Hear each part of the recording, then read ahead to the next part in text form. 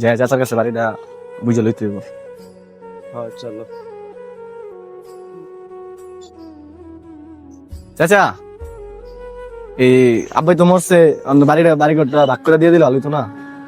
আরে ভাইস্তা, তোমার বাপে মরছে, এর দূরে জায়গা আছে, তোমার বাপে মরছে আর তোমার বাপে আমার তো দাঁত মান নিয়ে চলছে।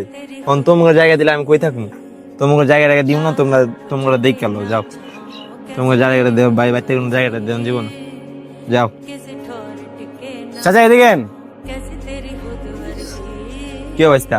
তুমি কইলাম না তোমরা দেখ গেলো, আবার ডাড়াই করো কি লিগা? তোমার নিজেরা দেখ গেলো, কামাই বাদি করে নিজেরা করে লো। চাচা কামাই তো করি, তা আমার বাপের বেটা আমার দিবেন না? এটা তো আমার পাপ তো। ভাইস্তারা, তোমার বাপে আর উল্টা আমার তো টিয়া পয়সা নিয়ে চলছে। তোমরা যদি সব লয়ে যা আমি থাকবো কই? আমার তো নিজেই থাকা নাই, একটা ভিডিও আছে, হেরা যদি তোমরা ভাগছাও তাহলে কেমন নেবে কও? আমার বাপের টাম করে বুঝাই দিবেন না, আমরা দুই ভাই কই থাকবো না হইলে? না আপনারটা আপনি চিন্তা করলে হইব, আমগো দুই ভাইটাও তো দেখতে হইব। আমার বাপের টামটা কি পাও না? না আমগোটা আমগো বুঝাই দেন। ভাতিজা কিন্তু তোমরা বেশি কথা হইতেছো। তুমি কইছি না এনে সম্পত্তি একটু পাইবা না?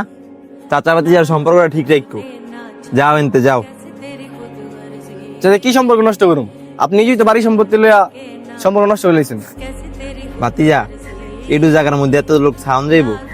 তুমি কও।